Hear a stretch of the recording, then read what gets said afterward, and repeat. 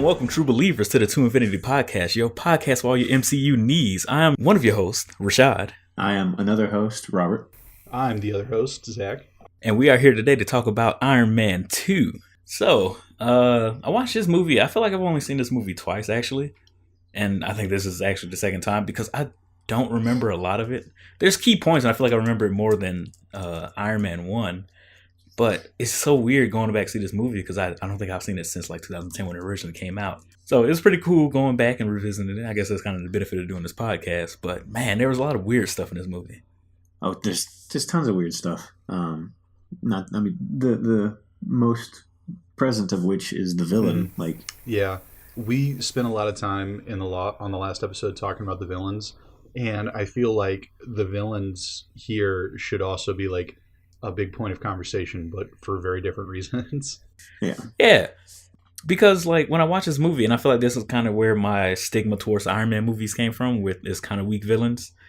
Because I really enjoyed Mickey Rourke's, portrayal of Whiplash in this movie. Like I remember enjoying it when I first went to go see it in theaters, and then I watched it again, and I feel like he didn't really do much. Like I guess I remember him just being cool. I was like, oh, look at the tattoos and look at him, working in Russia and making his own, Iron Man tech. But he doesn't really do much. Did you guys ever feel at any point in this movie that these villains were a real threat to Tony Stark?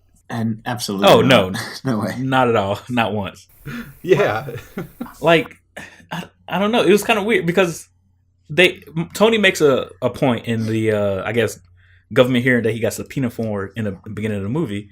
He's like, no other country will have this kind of tech for the next like 5 to 10 years. And I'm ahead in advance, far past what any other nation could do.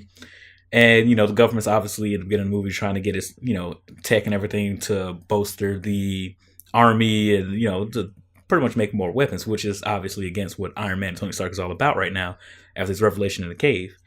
And then, he shows like this little clip and streamline of all the other countries just trying to replicate his tech, and it goes poorly. And then, you watch, Whiplash, he can make the tech, but he doesn't really do anything with it. So I feel like Tony's justified the entire movie. It's like no one could stop me. Yeah, and it's funny because like we can't even begin to take Hammer seriously because he's part of that montage of videos of people trying and failing to do what he's done, what he did in the cave, and then has done out of his basement this whole time. And like Hammer is just such an ineffective villain in this movie because like especially with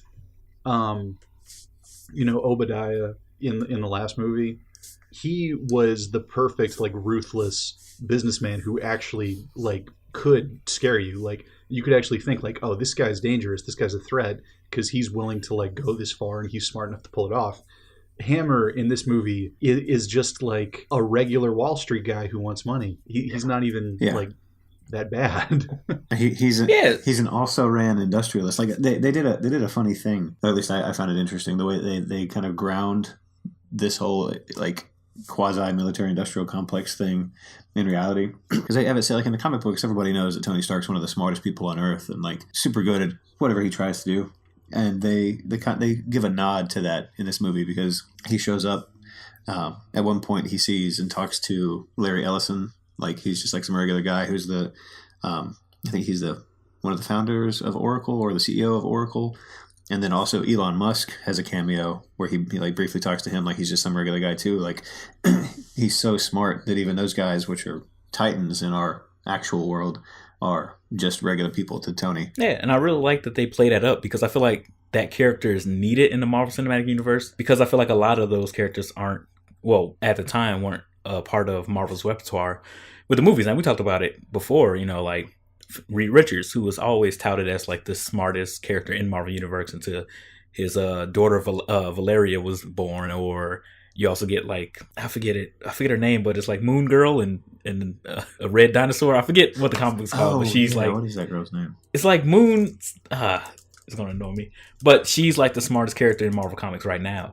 And Lanella Lafayette. Yes, that's her name, Moon Girl. And since you don't have any of these characters in the movies right now, they play up Tony's intelligence, that he is the smartest man in the Marvel Universe. And it's nice that they play that up. But the fact that you have one of your two main villains is pretty much treated like a joke the entire time, it really makes him, like you said earlier, Zach, seem very ineffectual because Tony shits on him. Ivan shits on him. The government shits on him. Rhodes shits on him. Pepper Potts shits on him. So it's like he is the movie's whipping boy, like 100%. Yeah, so it's like when I watch the movie, especially at the end when he has this line. I feel like we jumping all over the place, but that's fine. We're talking the movie in general. At the end where Pepper kind of like pulls rank on him, and he's like, "I'm not the bad guy here." You kind of feel for it because like he did a bunch of dirty stuff, but all of it was ineffectual. So technically, he didn't really do anything. I mean, that's not a legal offense though. Like. No, it's not. He definitely. But in the grand scheme of things, he didn't really do too much. Really, a villain. He's just dumb and greedy.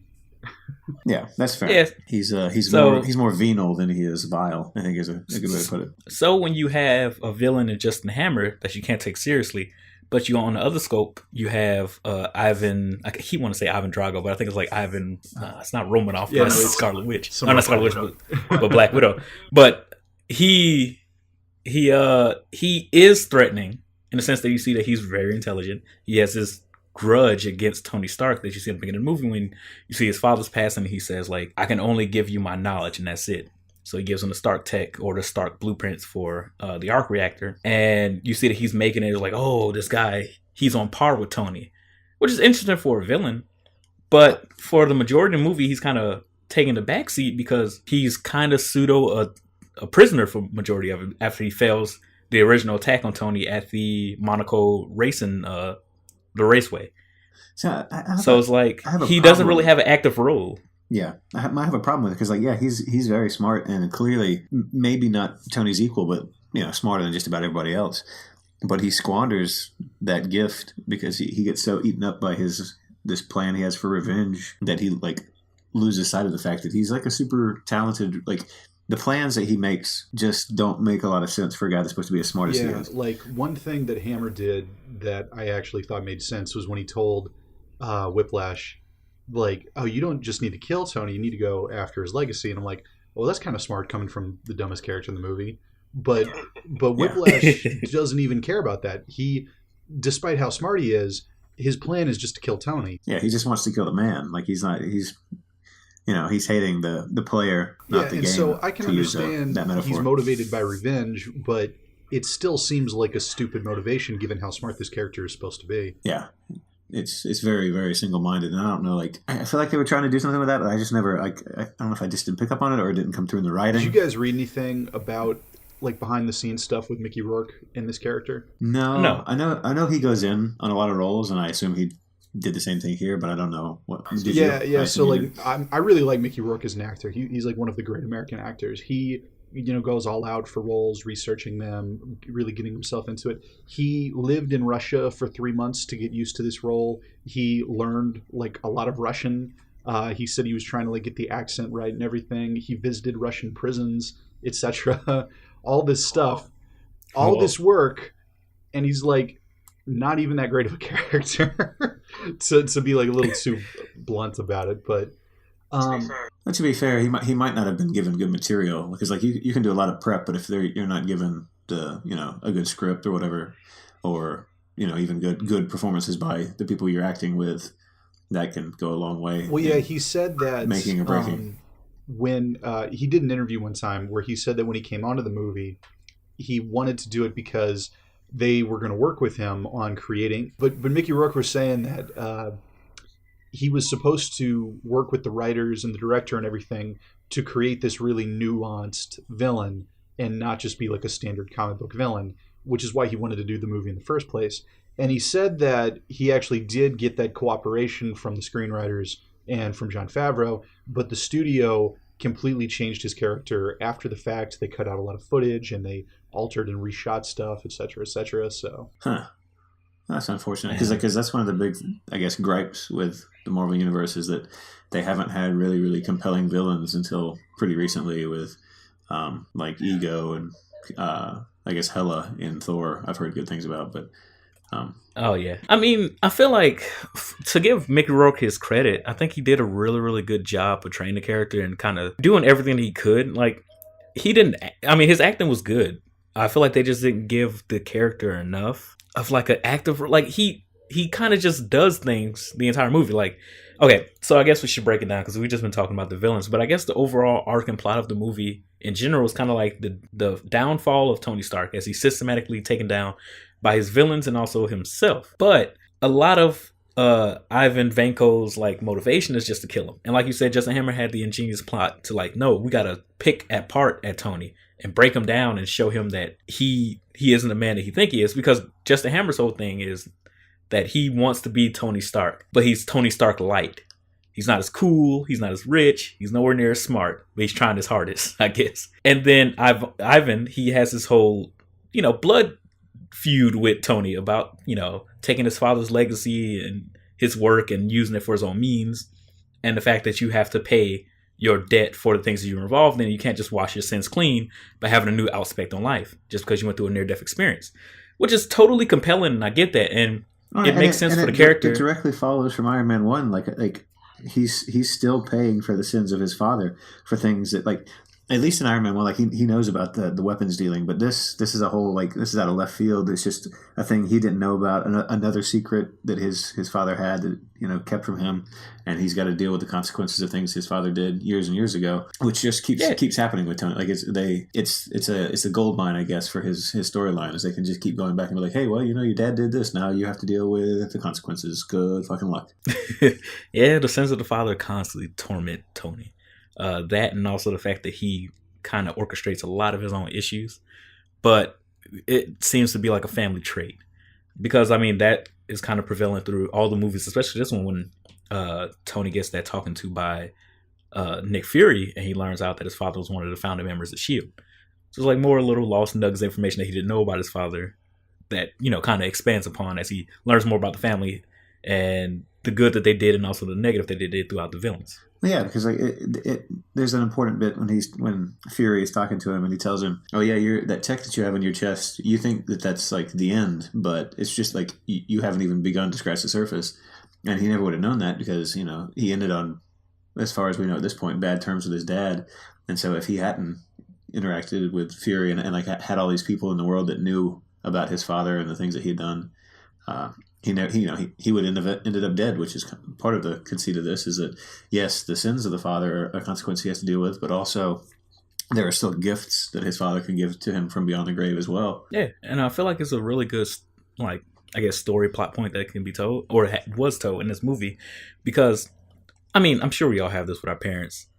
You may resent them for things that they did in the past, or you might not understand some of the things they made you do, like, oh, they wouldn't let me do this, or they were really strict. But then once you get older, your perspective changes, especially when there's other people around you that knew your parent, and they're like, no, you didn't understand at the time. Your father was doing this, or your mom was doing this for you. Just take a second to think about it. Like, look at this new information that Tony's eyes are open a little bit to some of the stuff that his father had to do. And I'm sure that some of the things that he had to go through, where his father was very distant, or his father was very disapproving, was kind of just his father trying to, they kind of show it, like, his father left all of his company, his knowledge and everything that he could to him to, pretty much have him carry on the legacy, but also strive to do better, because his father knew that he made mistakes. And he wants Tony to rectify it, which kind of sucks that he has to put that responsibility on his son. But at the same time, he's entrusting this because he is proud of his son, and he knows that he can carry on the Stark legacy to something better than what he could have done. Which I really like that core throughout all the movies, where it's like, oh yeah, Tony has all these dad issues, but he learns and grows from them to try to be a better man than his father. And you see throughout these little, like clips and videos that he finds, a little information from people who knew his dad, where it's like, yes, your dad was planning this all along, and he may have been hard and rough on you, but it was to try to build you up to be better than him. Yeah, which I really like. It is good. It's the redeeming aspect of their dynamic that we didn't get a lot of in the first movie. Yep. So we talked a little bit about the villains, but I kind of want to talk about the story, or the through line throughout the story of this movie. So a lot of it's kind of Tony. It literally feels like it picks up right after the original movie. There's like a 4 to 6 months time gap between the two, and Tony's going off of being a rock star and he's Iron Man. And throughout this movie, you see his slow descent, because you find out early on that the arc reactor in his chest is poisoning Tony, and he is trying to figure out a cure / new way, or new technology, or new alloy for his arc reactor to stop it from slowly poisoning and killing him. And this interesting storyline is also tied into a famous storyline that we've kind of talked about in the comics last week, the Demon in the Bottle storyline, where he's faced with his own mortality, and you kind of see him act out and kind of, shift and change as a character throughout to kind of, I don't know, you watch him kind of deal with his imminent death. And it's interesting to kind of see that play out. Yeah, I guess the big difference between the comic and this is, and I guess they didn't want to go this dark because they aren't grim dark like Warner Brothers is in the comics. Like, he is basically, drinking himself to death to deal with his issues. And here he's dying because of the tech, but he's still trying to find a way to fix it and to hold off the inevitable, as opposed to just kind of leaning into it. Yeah. Jon Favreau actually said one time that, he knows that the character has problems with alcoholism, and that he's going to try to reflect that in small ways in the movies, but they're never going to, or at least I don't think Jon Favreau is going to really dive into like a Demon in a Bottle type storyline where it focuses on Tony's alcoholism. Yeah, it's too heavy for their target audience, and at this point they're kind of locked in. Yeah, Marvel is still, or the MCU at least, is still kind of seen as the bright, happy, fun time universe. So yeah. Now, speaking of the larger universe, there are some nice tie-ins. So I don't know if I ever noticed this the first go around, but the organization that gets the paperwork for Whiplash to get out of Russia is the Ten Rings. I don't know if you picked up on that, but it's oh no, I didn't notice it at all. Yeah, it's the same group that had kidnapped him in the first one, and then will subsequently in Iron Man 3 still be causing him trouble. Oh yeah, I didn't realize they make so they actually tie them all throughout the Iron Man movies. That's cool. Yeah, I didn't realize it either until this second, or not, but this other go around watching it. And then the thing I brought up in week one, talking about Iron Man, that I misplaced from this movie into that is the Captain America bit, where there's the prototype shield in his house when he's building that particle accelerator, and also it was. Oh, I was just gonna say it's a weird scene because I remember it being more of a thing, but it's kind of just like a fun little Easter egg where Coulson hands him the shield and he's like, "Oh, thank you, this is perfect." And he just uses it to prop up the accelerator, and I was like, "Oh, okay, I guess." I remember that being more of a thing too, but I think that's just because when my friends and I saw it in the theater back in the day, we were like, "Oh man, look at that! It's Captain America's shield." But yeah, it's super cool. And then there's another, maybe the earliest reference to Black Panther in the MCU is in this movie, which I didn't realize until this watch through as well. When he is he's getting debriefed by Fury at the end, and they're in the, I guess, SHIELD facility. There's a display behind him showing a map of the Earth, and there's like incident sites on a map, and one of them is in southern Africa and is where Wakanda should be on that Marvel Universe map. Oh, really? Yeah. That's awesome. Yeah. Well, they kind of have to. We got a very, very early shout out because this was what you said, 2010 when this came out. Yep. So 8 years before we're gonna get a Black Panther movie, they had it in mind at least. I think they were planning on doing Black Panther eventually, but I mean, it all kind of ties together because they were already going to do Captain America. Like, I think the next one we're doing is Thor, but after that is Captain America. And if you're going to do Captain America, you got to have the shield. And if you explain what the shield is, then it's vibranium. And if you got to explain what vibranium is, you got to explain what Wakanda is. And then you have Black Panther. All these little puzzle pieces leading back to Wakanda, which I really like. I'm happy that they're finally getting to it, and I can't wait to watch it. And it was a nice that they threw this little nod in. I just wish they would have said some more about it, especially since in the first Avengers movie, you see how much of a nerd Coulson is about the different heroes. I don't know. I think it's just like, I got a job to do. Yeah, for me, I think it's better that it's just like small bits here and there that I didn't notice until this go round that was even there, and it's been there for 8 years, and I just never paid attention. So it's nice that you can still go back and get new things out of these movies. Yeah, that is true. All these little Easter eggs and tie-ins. It's crazy how much thought and work and effort that they put into these movies. It's insanity. But yeah, so I mean, going through all this, like, we can talk a little bit more about Tony as a character, because a lot of these movies focus on him partially because of how good RDJ is as the character. But him having to deal with his own death and seeing how he's kind of reacting, because at first it's little subtle things. He's doing the talk at the expo, and he's like, hey, you know, we need to leave a better future for the people who come after us. And he wants to start the Stark Foundation's, his Stark Expo, essentially. I guess his father used to do back in the past to, you know, build a better future. And at first it's just like, okay, you know, makes sense. Tony's got a new lease on life. He wants to leave behind something better and, you know, bring peace to the world. And then once you find out and learn that, oh, he's slowly being poisoned, it's just like, okay, this makes more sense to add a little bit more context to the character. Not just that he wants to do something good, but he's kind of just trying to do as much good as he can, as fast as he can, to kind of counteract the fact that he wants to repent for his sins. But he has like a timetable now because he's dying. And he can't figure out how to save himself. So he decides to keep that a secret, not to freak out his characters in typical, you know, any character in any medium or any, you know, story ever. They're like, oh, we don't want to work, you know, have people worry about me. I'm just going to keep doing this.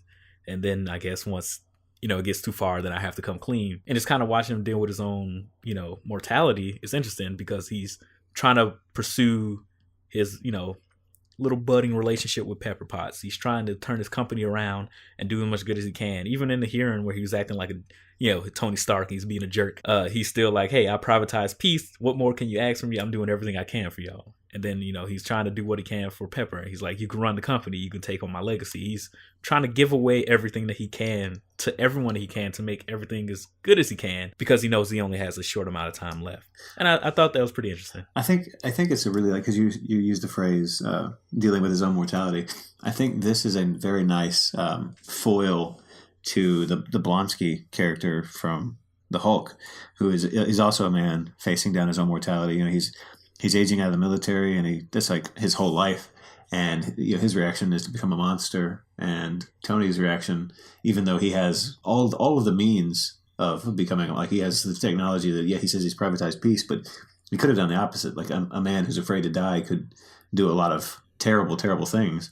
But here, the path that they take, and I guess it's because he's supposed to be our epic hero, is that he has, you know, he's gone, and it's like, yeah, I have to make the world a better place. Even though I'm dying, there's still good I can do. And I think that's a nice turn from a character facing the same question in Hulk to this movie. Like it was a nice difference. Yeah. So I'm really glad that they do that because Tony and Iron Man, they're the backbones of the Marvel Universe. So you want to have your backbone be this pillar of good, essentially. He is supposed to be a hero. He's not perfect. He's not the best guy on the planet. But he is the guy that's going to, at the end of the day, sacrifice and do everything he can and put his body on the line to protect those that are in need and do as much good as he can. And I really like that because he does set the tone for not just his movies, because he carries his movies like crazy, but also for the Marvel Cinematic Universe, especially at the time.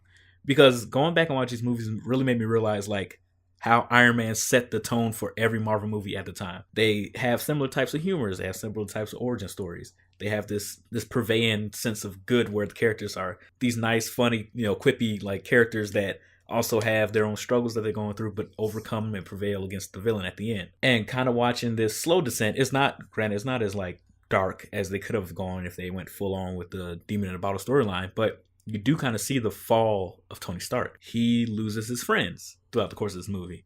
With his rash actions and also his irresponsible nature, Pepper Pot takes control of the company, and she says that he's not, you know, he's not willing / able to take care of all of his responsibility that he was given, and he's not taking it, not taking the reins, essentially. And she just takes that power away from him. And you see Happy and Pepper and also Natasha kind of turn their backs on him. You also have the villains who are going after him at every moment of weakness that he has and picking him apart.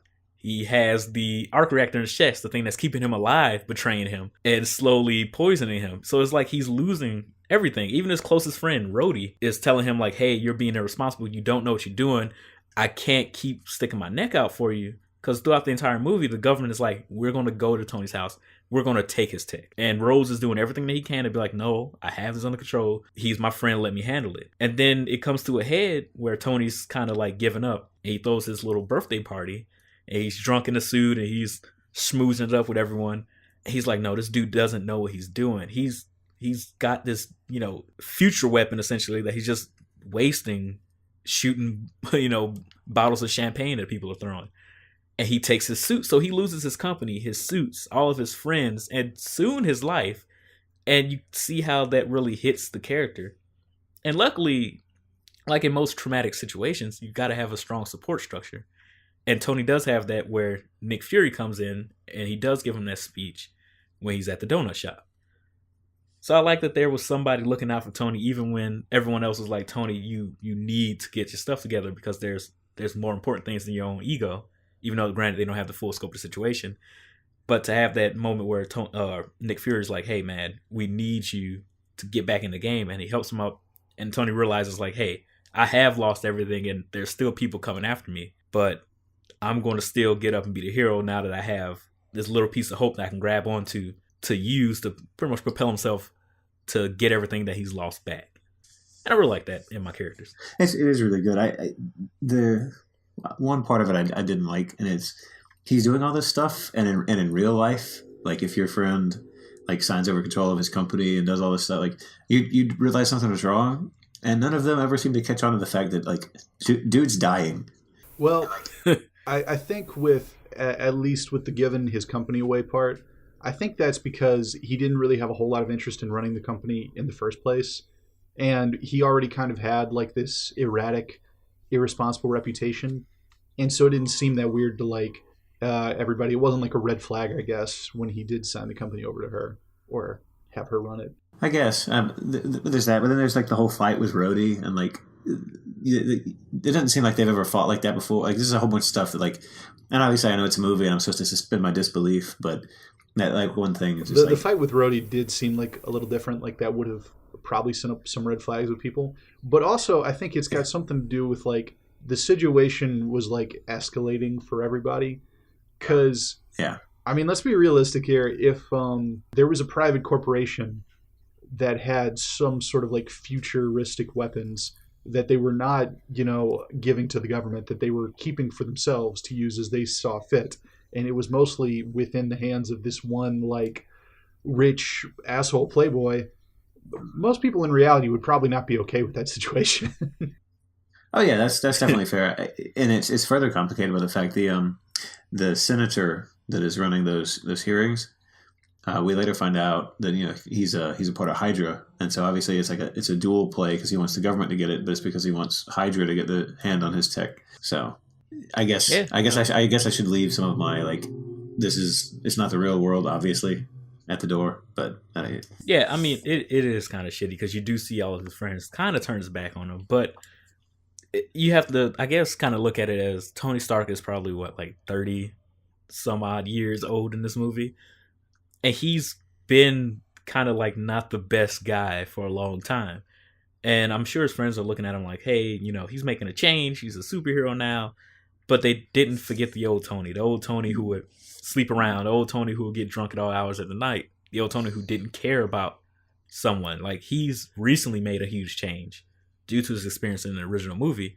But still, everyone closest to him probably still remember the Anthony Stark that they've been friends with or known for the last 20 plus years. Yeah, and like you said, in universe it's only been a few months, and he clearly is the kind of character that like has temporary obsessions, and maybe they think like this is just like a phase and it'll pass and everything go back to normal, but he just like keeps down this road, and they're getting more and more uncomfortable with it because he's obsessed with it, but obsessed in a way that he hasn't been obsessed with his previous flings. Yeah. So. Well, not only that too, but I think for the characters who know Tony personally, they might think with the Iron Man thing, it's not necessarily totally a heroic transformation kind of thing, because it does feed into his ego a lot. And he does like being Iron Man because that feeds into his ego too. And so a lot of them probably were, willing to assume the worst because of that. Yeah, that's fair. But he's getting better at the hero. Oh yeah, I mean that's actually one of the big arcs of the MCU in general is as the series progresses. I mean, not to get too far ahead of ourselves with this podcast, but like as the series progresses, Tony Stark becomes much more responsible throughout it, and he becomes the leader much more so as like the series progresses, because he's still not a leader at all in the first Avengers movie. But then when we get to like No. Civil War, you know, he's definitely willing to take on this mantle of like running the world. So Yeah, it's good. Oh, and there's a nice moment where he does the hero thing that is also a tie-in to a later movie that wasn't confirmed until this past year. So the scene at the expo where the drones start going nuts, and one of the drones is looking at the kid in the Iron Man mask, and then he shows up and repulsor blasts it. That kid in the Iron Man mask is in universe is young Peter Parker apparently. Wait, really? Wait, really? Yeah, the studio confirmed that last oh year. my god, really? Oh, awesome. So he saves Spider-Man's life years before he becomes Spider-Man, and then they team up later on. That's awesome. Yeah. I like that. It's a nice little small detail because when I first saw that scene, I was like, oh man, this poor kid, he's about to get blown away. And then Tony comes in and saves him. Yeah, but and he's just like, oh, this is a nice little moment. But it's even nicer now because like he in a way in that moment like he sets Peter Parker on the hero's journey because he saves his life, and there's like he provides a good role model that Tony didn't have as much as he wanted growing up, and he was that for Peter. So. Which would be very interesting because depending on how the Marvel Universe or the Marvel Cinematic Universe changes in the future, I mean, it all started with Tony. And now it kind of feels like maybe Peter is going to take the reins. And if that means that Tony influenced Peter, he's kind of kickstarted the next generation of heroes in the MCU. Yeah, it would be a good way to hand that off if and when they do that. So I thought that was a nice thing when Kevin Feige confirmed that to somebody. I can't remember who it was, but like I said, these movies have gotten better the more of them that have come out. Oh, yeah. So I guess we kind of touched on it, or I did when I was rambling. So we have Rhodes return in Iron Man 2, and they have this whole little, I guess, reveal in the movie when he's walking down during the Senate hearing, where you realize that it's no longer Terrence Howard. Don Cheadle has taken up the mantle. Yeah. And I have a nice little quip about it where it's like, oh, you didn't expect me to show up? And I was like, that's all fun and stuff. But Rhodes' role in this movie, I actually really like. I mean, granted, you kind of know where it's going. He has to get the suit. He has to become War Machine. Oh, yeah. But the fact that it's like, I'm trying to keep my best friend in check. I'm also trying to protect myself because the government's coming down on me to do something about this. And I don't want it to get out of hand where they go around me to get to Tony. I want to protect my friend.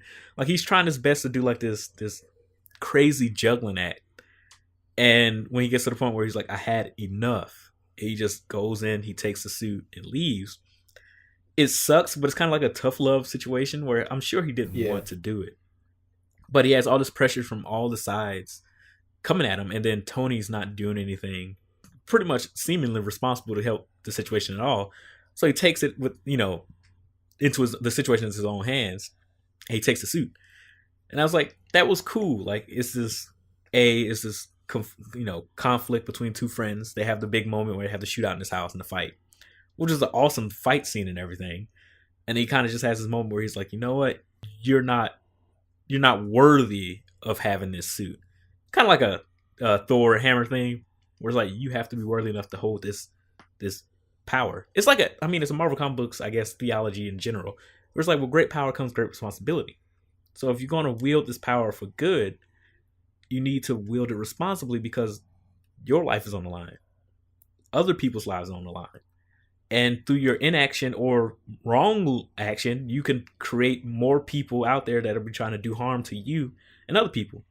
Because, that's kind of a comic books thing in general. Like, a lot of the villains are created by the hero. And even if they're trying to do good, or if they just make a mistake, that can have consequences that will last years. Yeah, and the thing with Rhodes, he eventually does the only thing that he can do because, you said all that stuff, but he also has the obligation because he's an officer in the Air Force, and he has orders he has to follow. And in the movie, he's the rank of lieutenant colonel. You don't get to that place by ignoring orders from your higher ups. So he had to make a choice eventually, and he does the only thing that in the end makes any sense or even makes a difference, because if he hadn't taken that suit, when we get to the end with the expo it's not clear to me that Tony could have taken care of all those drones and stuff on his own. So in its way, it was a nice bit of serendipity, I guess, that Rhodey, makes the decision to take the suit and then has it so that he can be able to help out there at the end when he was needed most by his friend. Yeah. I also like the story that they told where Nick Fury and Tony are having this conversation in his house. And he was like, so he took your suit. He just walked in his house, beat your ass, and took your suit. And he could just do that. And Tony's like, yeah, whatever.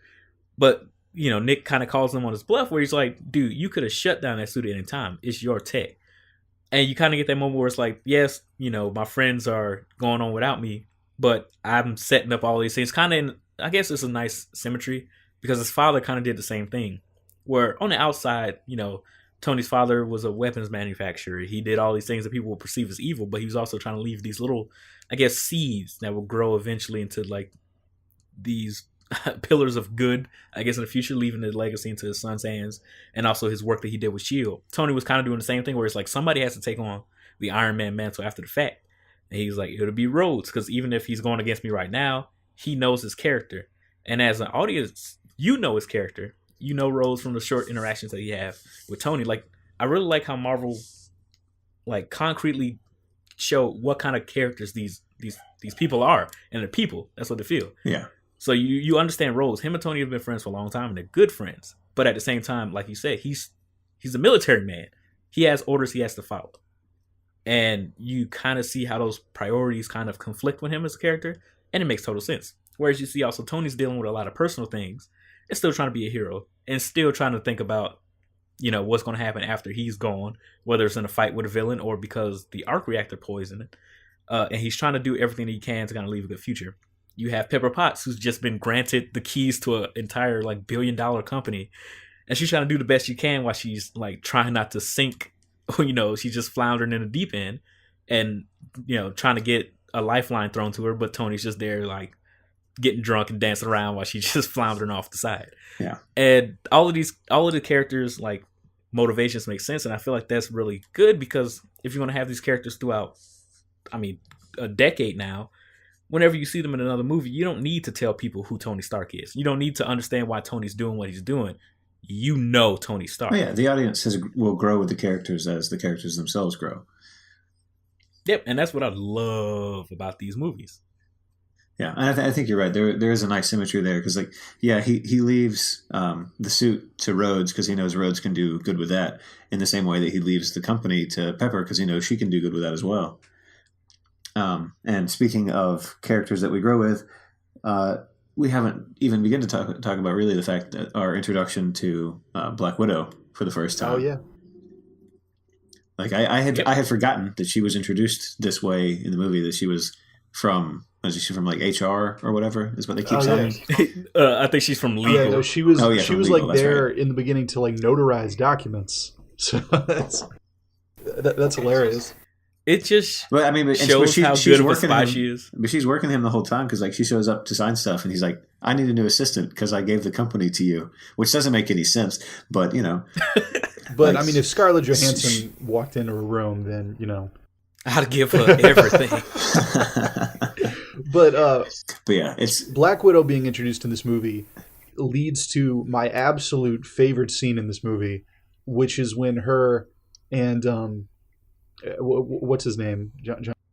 Happy, and are going back to the Hammer building, and she like beats up a dozen security guards in the time it takes for him to like punch out one guy. Oh yeah, he gets up and he's breathing heavy. And he's like, "I got him." I did. And then actually, like, there's a nice parallel in those two scenes because when she's first introduced, he's fighting Tony, and Tony's not boxing like Happy's boxing. He's throwing in some mixed martial arts, and he's like, "That's dirty boxing." But then the way he beats the guy is dirty boxing. Yeah. So like he even Happy had a little bit of a character growth from beginning to the end of the movie there, which I thought was nice. That they, even though Favreau's character is, he's not like super important, but even he gets some changes over time. Yeah. Can we also talk about Black Widow's fight? Because I thought it was kind of ridiculous. Did she have to pose every time she KO'd? Yes, she did. I don't know why you're even asking that question. Have you forgotten that this is a comic book movie, and in a comic book there'd be a series of about like 6 or 7 frames where that happens? Like they're paying homage to the genre, man. I guess so, but it got kind of ridiculous where she's like, "I beat a guy and I strike a pose. Oh, there's another guy and I beat that guy. Look how cool I am." And I was like, I think it's a nice indication of just how skillful her character is. That she has the time between kicking ass of a half a dozen dudes that she can do that. Yeah, I think it's nice. Like, it's obviously like over the top and jokey, but it's fantastic. It works for me. It's awesome. I mean, watching this movie, I was like, why hasn't she gotten her own movie? I think they're going to do it eventually, but maybe actually it's because she was introduced this way that they haven't really made her a solo character. She started out as a side character in an Iron Man movie. And then she was a side character in the Avengers, and so everybody just kind of got used to her being a side character. Because if we're following strict canon, she should not be in the Avengers. Yeah. Like, she is not a member. Oh, no. But because they faced the character shortage that they faced because of business troubles, that's who we got. And I kind of like the addition of some non-powered people to the Avengers, so it's nice to have her and Hawkeye. Yeah. Because they're just like highly trained people. Yeah, and that's cool. The fact that Black Widow is actually usually able to hold her own with all these superheroes and stuff is like a really great thing about the character, or at least the way she's done in the MCU. It's pretty cool. Yeah, I think they've done a really good job with characters like Natasha and also Hawkeye. Yeah, making them kind of like the human element of the team, where they are around superpowered beings or super intelligent beings. And they just kind of have to do the best they can, and they hold their own. And it's believable. Like, they're not lifting cars or doing anything too crazy. They're just doing what they can. They've gotten very good at using what skills and advantages they do have in order to like level the playing field, and it makes a lot of sense the way they do them. Also, didn't hear you ask for a Hawkeye movie. Well, they kind of okay. So here's my thing. It should actually probably be a movie with the two of them in it. That's what I was just about to say. I feel like they should have like not a buddy cop movie. I would be okay with that. But oh yeah, I want to see them together. Buddy cop movie. Because they have really good chemistry. They always talking about what happened in, I forget where the place is where they always referencing. But I really want to see a Black Widow Hawkeye movie. I think that would be super interesting. It should be set in the 90s, and most of it should be in like Portland or Seattle, so that they can dress like grunge kids. But yeah, I would love to see a younger Hawkeye, younger Black Widow movie, and they're working for S.H.I.E.L.D., and it's kind of like an espionage film. I think that'd be great. Oh yeah, I actually think what you said first, the buddy cop thing would be great. Like it's how they meet, and it's cliched, but you could write it in a way that's interesting enough. Is that like they hate each other to begin with for whatever reason, and then they end up developing this lifelong friendship. Actually, I think that she pulls out a gun, he pulls out a bow. Yeah. Oh yeah. See, you just. Well, actually, it would have to be they're on opposite sides, right? Because she didn't always. Oh yeah, she was a Russian agent for a while. Yeah, and she. Yep, I think he's the one that actually had to track her down to kill her, but he decided not to. Yeah, so it would have to be that story. I think that's how she left Russian agency to come to S.H.I.E.L.D. But you know what was pretty close? Again, I'm getting ahead of myself here, but you know what was pretty close to a Black Widow movie was Winter Soldier. Yes. Yeah, because that movie focused very heavily on espionage, and she played a huge role in it, and she actually paired off very well against Captain America, and like was able to bring a lot to the table, even though she's partnered with Captain America the whole time. So like that actually is kind of how I would picture a Black Widow movie going. That'd be cool. Yeah, she's in the driver's seat the whole time, and everybody else is just kind of like catching up if they don't have powers. Yeah, because I believe recently, I think they've been in talks with some writers to make a Black Widow movie. I don't think they've pinned down a director yet, but I think they're pushing ahead for it, and I really hope that they do. Because I think Scarlett Johansson deserves it. They should. All the work she's done. They should hurry up because I'm not sure when, but I'm sure her contract runs out soon. Because, I know RDJ is going to get out eventually. I think he is just getting tired with the character. And, like you said, this movie introducing her, I didn't realize she's been with the MCU since pretty much the beginning, so... Yeah. And I would think, unless her contract was different, she would be up for renewal soon or walk away because Chris Hemsworth, I think, is done after whatever follows up Infinity War. Really? Which they've been filming recently here in town. Wait, so you mean we're gonna get like one more Thor movie and then that's it? Unless he signs a contract extension. Yeah. Yeah, I think there was a news story that dropped today saying that there may be no more Thor. Yeah. So I'm sure his contract's coming up soon. It sucks. I want these characters to. I want these actors to play these characters. I'm not. Forever. I seriously can't picture anybody else doing Iron Man or Thor or any of these people. I mean, jeez. Yeah. But yeah. So we have the realities of the business to face because, like, yeah, I'd like to see them all play these as long as they could or wanted to. But if they don't want to, I understand not wanting to do that forever and ever. And I think at least our solution that we talked about earlier for Iron Man is having Spider-Man kind of take his place. His role as like tech wizardy guy would be a good solution there, but I don't know about Thor or Black Widow, like how they would replace them. Well, the only thing I think of, because all right, so granted this may be a few movies down the line, there's precedence for Peter pretty much taking up the tech guru / like futurist genius company man in the comics, because there's this run called Spider-Man Big Time where Peter starts working for this science company. I forget what they call it, something industries. But he takes over the company. Then after, there's going to be a lot. After Dr. Octopus switches minds with Peter because he's dying from cancer, and Peter is in his body and dies, and then Doc Ock inside Peter Parker's body, he starts Parker's Industries to show Peter that he can be a better Spider-Man than he was and pretty much live his life better than he could. And he becomes Superior Spider-Man, and he runs his own company. Now, once Peter Parker gets back into his body and takes over again and becomes Spider-Man, he runs that company for a while, and he kind of becomes this I don't know, industrialist, and he runs his own Parker's lab, and he has his own industry. He's making new gadgets and weapons. He's doing all kind of crazy stuff. That would be interesting if they go that route with Peter. I feel like Tom Holland's kind of young. Yeah, I don't know if they would go that far with him. That would be my main problem with doing that storyline is they started out with this new Spider-Man with a really young version of Spider-Man. So I'm picturing like that version of Spider-Man where he's running Parker Industries makes sense if you follow like the main Spider-Man comics and like it goes all the way into him being like getting old and like getting middle-aged, I guess. We got to give Tom Holland another like 10 years before we do a storyline like that, I think.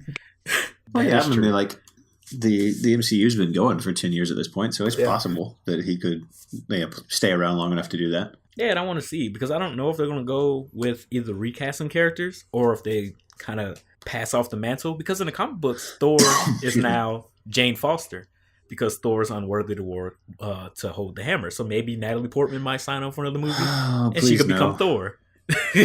Please no. You're really not a fan. That's what we're going to be talking about. I'd rather them bring in like that's what we're going to be Beta talking Ray about Bill. next week. Is how Natalie Portman really didn't care about the Thor movies that much. Yeah, that is true. I don't want that. Just give us Beta Ray Bill instead. I'd be down. That would be awesome. There's been so many hints to Beta Ray Bill throughout these movies. Yeah, so maybe we get that. But Zach, you said Oh, sorry. No, it's cool. Zach, you said you wanted to talk about the villains, kind of like we did about Hulk. What specifically did you have in mind? We kind of talked about the villains a lot already at the beginning of the podcast. I mean, because the main thing that I think was happening with this is that these villains just never felt like a threat. You know, we've said that already, though. But something else, too, is I haven't read a whole lot of Iron Man comics, but I did read the Demon in a Bottle storyline at y'all's suggestion. And I, like, in the comics, Hammer is this older, ruthless, very intelligent businessman who kind of, like, works from the shadows. And in this movie, Hammer's a joke. So I thought that was funny. Well, I think the problem there is that I don't think they felt like they could do that again, because that's basically what Obadiah Stane was. And I don't feel like, they wanted to recycle a character like that so quickly. You can't do too many evil industrialists without it all kind of seeming similar. Yeah. And actually, I did have this thought while I was watching it. I don't particularly think that the characters are all that threatening, but I did like how they portrayed them. And this is a bit of a stretch, but it worked for me, is that they go very heavy in on Whiplash is clearly the villain. Like he's in and out of prison. He's got tattoos. He's got a scar on his face. He has a thick accent. Like, he's very clearly marked visually as the villain. Like if this is a Western, he's clearly the black hat. But the thing they did with Hammer is you're not ever. I mean, up until he literally has dinner with Whiplash, you're not sure if he's like a bad guy or just like a guy who's envious of Tony. And he's much more white hat. Like he's a clean cut, clean shaven, like nice suit, polite, all that kind of stuff, self-deprecating. And he's sort of the white hat. And I like I guess they played them as opposites of one another, even though they were both on the same side. So I did like that portrayal of them, even though, yeah, you're right. I don't feel like they were particularly threatening. Yeah, I think that they did a good job with that dynamic. And I feel like, I mean, if we run down the villain's actions in this movie, you have the first fight on the Grand Prix track at Monaco. And, he's slicing at the car. Whiplash is slicing at the car, but he can't hit Happy. Like, he does damage, but I don't think he really injures anybody.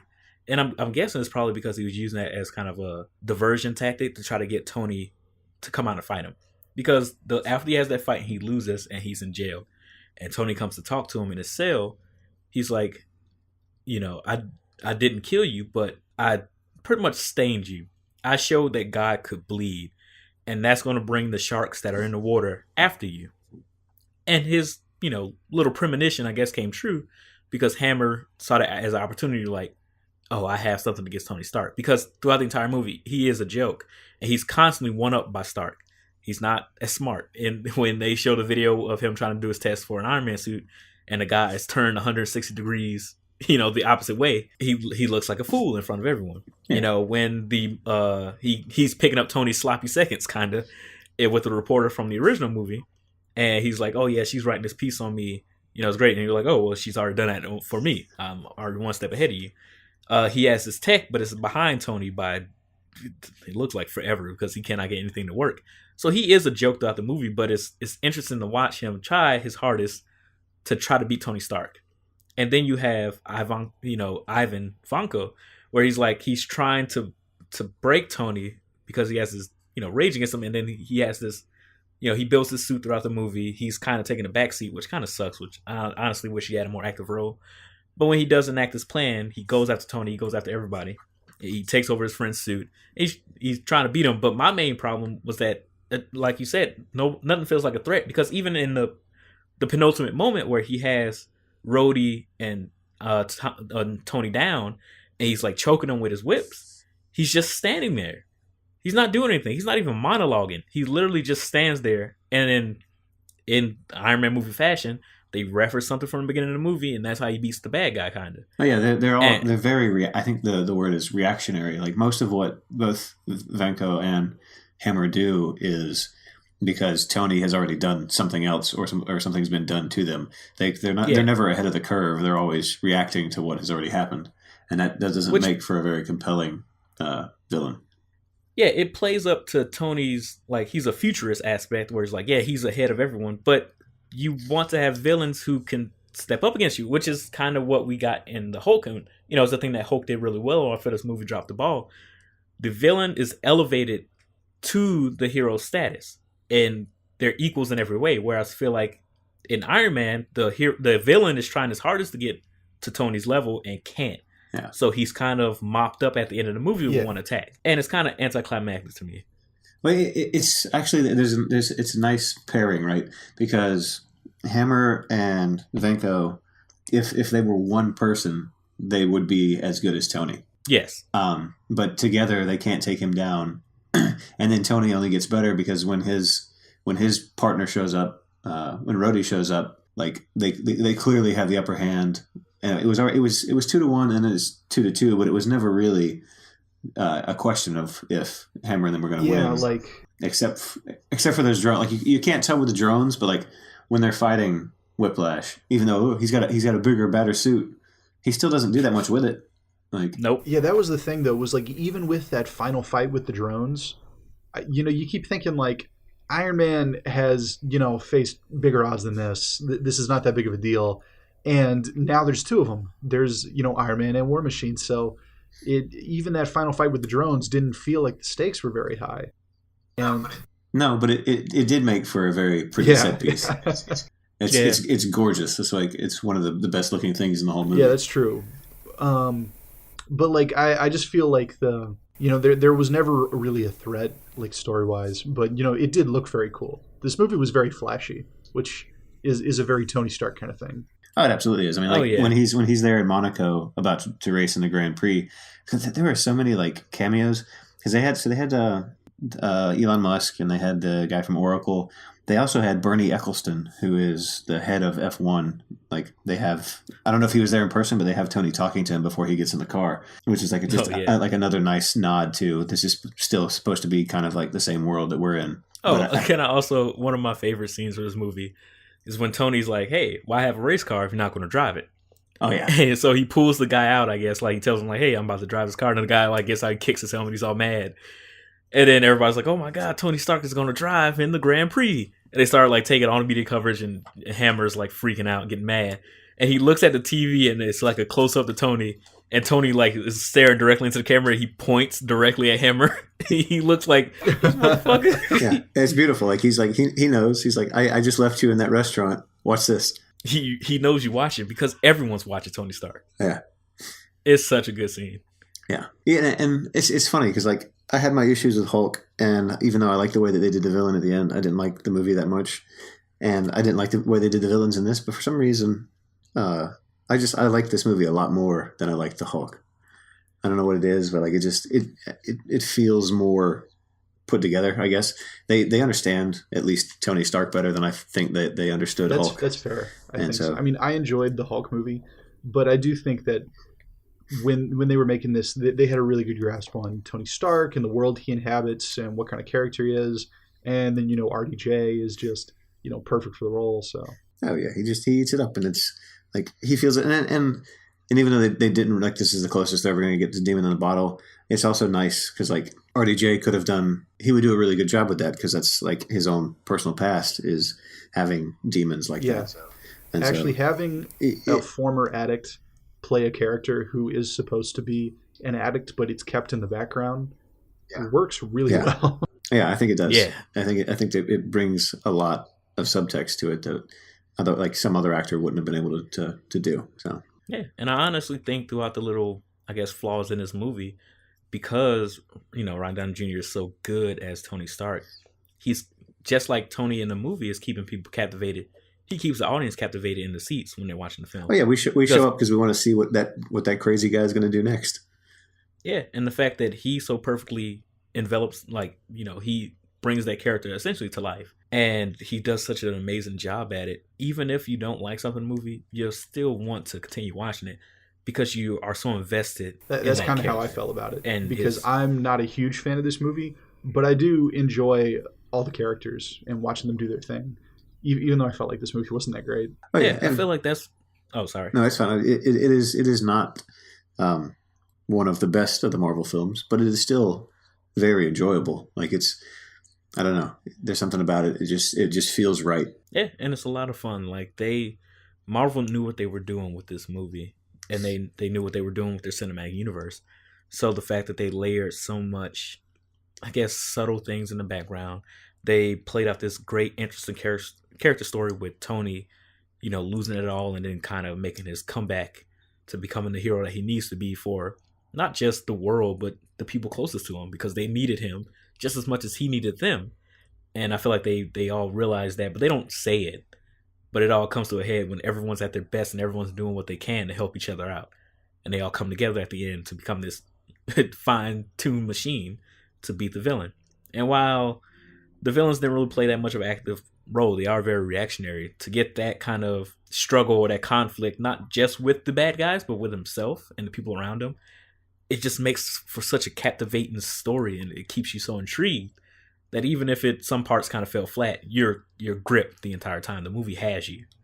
And shit, if you can keep... I really wish RDJ could just continue being Tony Stark, because he is that character, and I don't know how you change that. So hopefully, I love everyone else that's in the MCU, and I'm sure everything will be fine and great as the movies progress, and we get to phase 4 and 5 and 6. But hell, this man started this amazing 10-year journey, and man, it's just amazing watching him work. And I don't want to see him go, but I know he's gonna go out with a bang, just like Tony would. Well, that kind of sounds like a good note to end it on. I think that's actually a really good summation. Yeah. So as we wrap this up, next week we'll be watching Thor 1. We're looking forward to going back and seeing this because I wasn't the biggest fan of it, but going back and watching these movies again, especially with the context that we have of the future movies, I want to kind of see if that changes anything for me. I don't remember. What are you guys looking forward to? I don't remember anything about Thor, really. I mean, I saw it back when it came out. I saw it in theaters, and I think it was an FX movie for me in the sense that I was at my parents' house, and it was on FX, and there was nothing better to do, and I was like, all right, why not? Yeah, it does. It falls into that category of like airplane movies, which like they're fine to watch in an airplane, but you wouldn't necessarily want to watch them any other time. I think. I mean, maybe I'll think. Yeah, I'm looking forward to revisiting it because I don't remember it all that well, and so I'm kind of interested to see what they did with it because I don't really remember all that well. All I remember is there's like a brief like reference to Hawkeye. He smashes some coffee cups, and there's like a big metal guy. Oh yeah, I forgot about the big metal guy. He drinks some beer. Oh yeah, no, that was Bring me another. That's Yeah. That's about it. That one meme. But yeah, thank you guys for joining me for this podcast. Thanks everyone for listening. We will be seeing you next week with our review of Thor 1 and retrospective, I guess, of Thor 1. And I guess we'll see if it holds up or if it's still kind of crappy. All right, yeah. Thanks, guys. Right. This was fun. And thank you, everybody, for listening. Yeah, goodbye. All right. And we'll keep going till infinity. Good night.